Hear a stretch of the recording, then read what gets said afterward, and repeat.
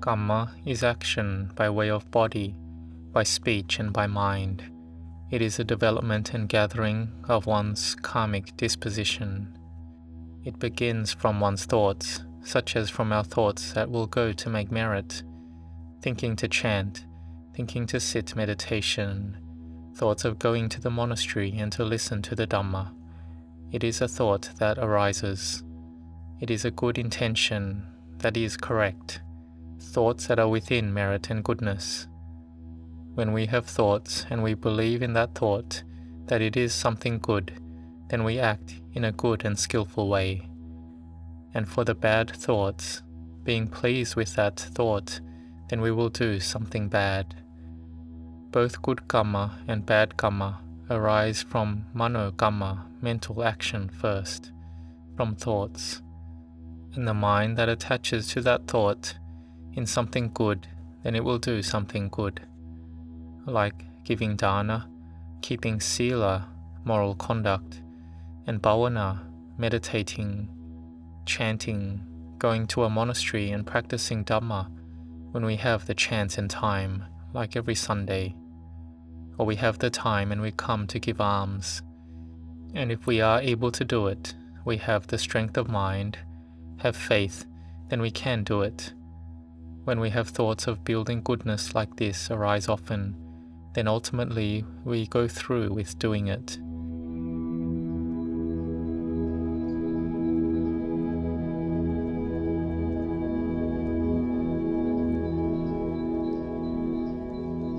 Doing it by way of body and by way of speech. We train and gather our karmic disposition within our heart to be better by stages, because we believe that these actions are good acts, and the things which are bad to do, which is bad kamma, we don't do it. We do good kamma. We believe in these actions, and when we do it often, then it becomes one's inner dependent supports. It becomes easy to do. This is the case for whatever we do often. Like someone who gives offerings and alms often. When they think of going to give alms, think of listening to Dhamma, think of sitting meditation, it is very easy to do, because they have done it this way till they're used to it. It's a karmic disposition that we do regularly. It's really easy. And if we don't do it, then we feel uneasy. We have a feeling that comes up where the mind is uneasy and doesn't feel right. So the merit we have done, we have inner happiness from it. We can do good deeds easily, and if we stop doing it, we feel bad. But for those who don't do good deeds, it's hard for them to do it. Even to have the thought to build goodness is hard already.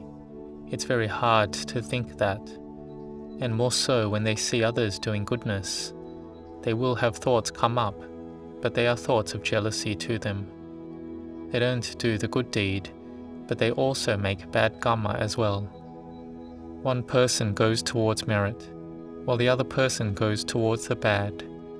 They build bad kamma each day, every day. Instead of giving their anumodana, rejoicing with them, saying sadhu, sadhu, and being meritorious each day, every day, it's not like that then. They think bad, are jealous, speak disparagingly. They speak to make the one doing good to lose their motivation to do it. And this happens a lot. So there is in the Vinaya, the monk's discipline, that if there is a monk who can chant the Patimokkha, the 227 rules of a monk, and a monk says to them not to chant it, or why bother chanting it, then it's an offense. And a monk is unable to move out a monk who can chant the Patimokkha from their dwelling. So it has benefits. One must give support to them, the one who is building goodness. So we see someone doing goodness, who gives dana, keeps sila, practices Dhamma, and then we think, anumodana, sadhu, sadhu. If someone is offering sanghadana, we say, sadhu, sadhu in our hearts. We can say sadhu softly, and we get merit as well, we rejoice in their goodness as well. The good deeds that we do and the good Kamma that we build, it grows our karmic disposition in that way more and more. It becomes deeply embedded in our hearts. This is called an underlying latent tendency of goodness in our hearts. It's a deep, ongoing trait of ours, that is goodness. It is in our natural character disposition which has been built in our hearts. And those who do bad are the same. Those who act breaking the 5 moral precepts make only bad Kamma. It goes into their character traits as well. It goes into the heart. It's on the side of the unskillful, demeritorious. For Kamma, there is the side of merit and the side of demerit. When we do good Kamma to each other and do this type of Kamma a lot, then we will progress. The mind will progress from giving dana, which we're able to do often, then able to chant and do group pujas. Then in any times of danger, the words of the chanting, Buddho Dhammo Sangho, will arise by itself without us intending it to. We are not heedless. We can see those that escape danger, who can survive. They bring up sati, mindfulness, beforehand. They can see that things are going to go badly in a situation. The car is driving too fast, and so they already start chanting. And doing chanting, what arises? Mindfulness arises. The mind is not panicked. The mind is not sent anywhere else. By chanting, mindfulness arises in the present moment. When mindfulness comes up, wisdom arises. When there is a dangerous situation, we can find a way out. We can deal with the situation with mindfulness. At that time when danger arises, we can find a way out of it. There's a fire, and we can find a way out by having mindfulness. There is flooding, or the car flips over, and various other situations, but one can get out of it. Why? Because of having mindfulness. And so this chanting is a method to make our minds peaceful. It can overcome panicking in the mind going out of control. We can bring up our firm faith and confidence in the Triple Gem. We chant with mindfulness, and it supports wisdom to arise. So we are able to progress our practice from giving dana, from sila, then gaining the benefit of dana and sila, and then progressing to bhavana, mental development. And chanting is bhavana. And it's dangerous if our heart doesn't maintain mindfulness. If mindfulness is too weak, sometimes there can be the current of mindfulness from another that comes to control over our mindfulness. It can make us have various derangements of the mind. We aren't able to control our minds. Our mind is too weak. Mindfulness is too weak. It's like a house that doesn't have a good fence around it. Then other people can wander in. Someone who is wandering about with no house wants to come and take over this house. They take our house as theirs. The house owner has a weak mind. They might be sick with no strength, and someone coming in has more strength, and they take over this house as their house. They manage and become attached to it as their house. This sick person can go plead to the one who has barami, spiritual goodness, like for the police or army to come to take the bad person out of the house, and also to help the owner of the house have strength and to be free from sickness so they can look after that house. And our mind is the same as this. It is like our house. If our mind is too weak, the mindfulness is weak and little, and we also don't meditate as well. And in the time that we are sick, our mindfulness is weak. It gets especially weak because we experience pain. Here, we may have the current of another mind involve themselves with us, and it can enter our heart. It makes our heart to be all stirred up and even more in a mess. The mind is impacted. or our mindfulness is fully broken. And with our mindfulness broken, it can have another mind to come and control over our mind. Anything can then arise. Our mind goes following with the moods and sense experiences. Whatever sense experience, whatever it thinks, our mind will run with that. It will run with all the perceptions and nimittas, mental visions that arise in the mind. And this is dangerous. If the mind goes off but can still be stopped, then this can be treated. But if the mind runs off so much and it becomes completely torn, this is like a person who has lost all their mindfulness, a crazy person. But if it's not to that level, our mindfulness is very weak, but we then try to rescue it, to make it better, to get it back to normal. We're able to take back control. So the time that we train in mindfulness is very important. Then at the time danger happens, we will be able to maintain and control ourselves through chanting Buddho, Dhammo, Sangho, or Itipiso Bhagawa, Arahang Samma Sambuddho.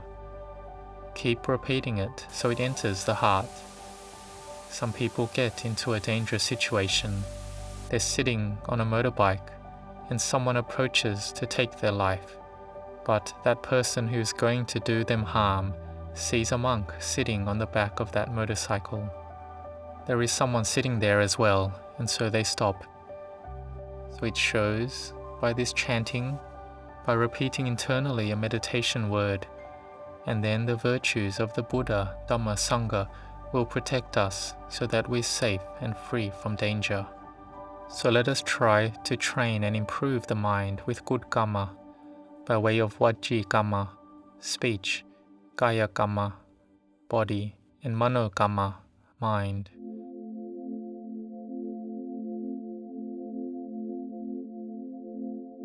The good thoughts that arise, try to maintain it, nurture good thoughts, and act following it. This is building good kamma. The good deeds will become our karmic disposition, and we can do it easily. Going to the monastery, sitting meditation, chanting, keeping 5 precepts, 8 precepts, and practicing Dhamma is really easy then. And we may come to the monastery on the lunar observance day. On this day we keep sila. We make good kamma by way of body, speech and mind. And for those who have a lot of strength, can keep the brahmacharya, the celibate life on this day, or we can add 1 more day to what we normally do. So we are training in it. For instance, for someone who has not gone without eating in the evening before, to go without dinner, they feel like they'll die if they miss it. But those who have done it before and passed it, then they aren't concerned whether they would die from it. And so practicing like this will have a lot of resulting benefits. Like there was one of the workers of the wealthy merchant Anathapindika who had worked hard all day and was exhausted from the manual labor. He came back home, and on that day it was a lunar observance day of keeping the 8 precepts. Oh, but he was determined to do it. He wanted the merit, so he kept the 8 precepts. But he had severe stomach reflux come up, and it was going to take his life. The people around him said to eat a little. Eat this or eat that. Eat some porridge. But he wouldn't eat it. He would rather die. And it turned out that he actually did die. Why? Because this sila doesn't make a person not die. It makes the mind radiant and being meritorious. But having died, one dies with merit and goodness. So he was reborn well, having happiness as a child of a king. This is the resulting benefit of keeping the 8 precepts, even keeping it for just half a day. But for us, we do it following our spiritual development. If keeping the 8 precepts becomes too much for us to handle, we can relax the practice and we take care of our life.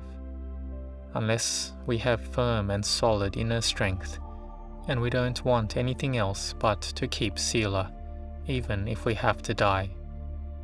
And there are some who can escape death because of the power of sila.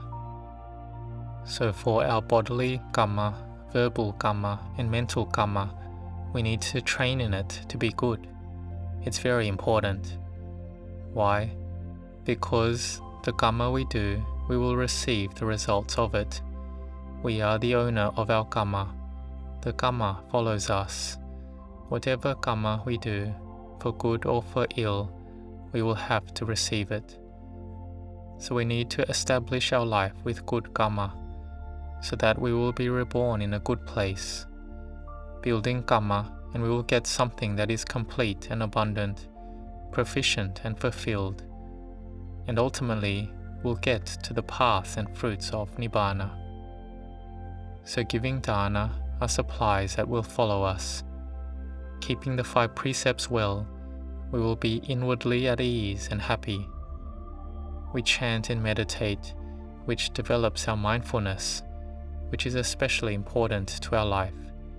This is building our karmic disposition, our latent tendencies. The deeds we do a lot become our latent tendencies, our good habits.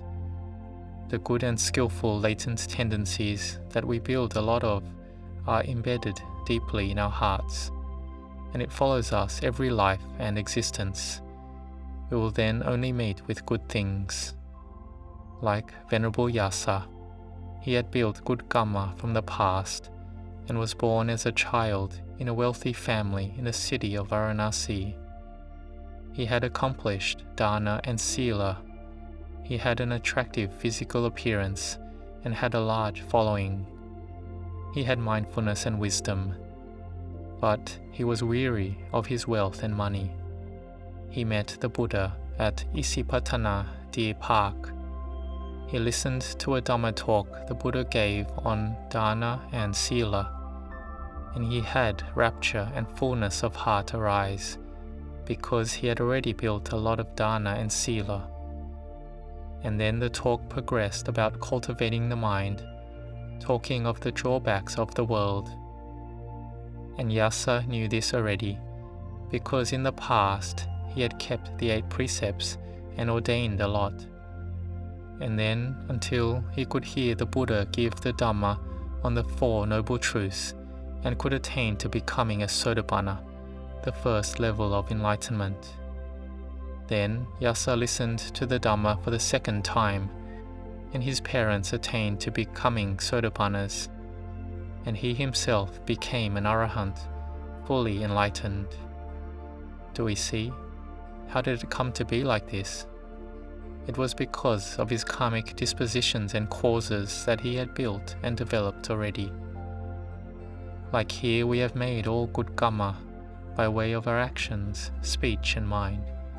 So we can also encourage others as well, and pull them to make merit and give dana, to keep sila and to meditate. We can talk to them about it and teach them about it a bit, and this grows our merit even more. And whoever does acts of goodness, we rejoice, anumodana sadhu with them, and we spread our merit and goodness to others as well. May all living beings receive our merit. And then this merit arises with us constantly. Merit is the refuge of living beings in this life and the next life. So may you accumulate merit, and this merit is what will make you meet with true happiness all the way until Nibbana. May you grow in blessings.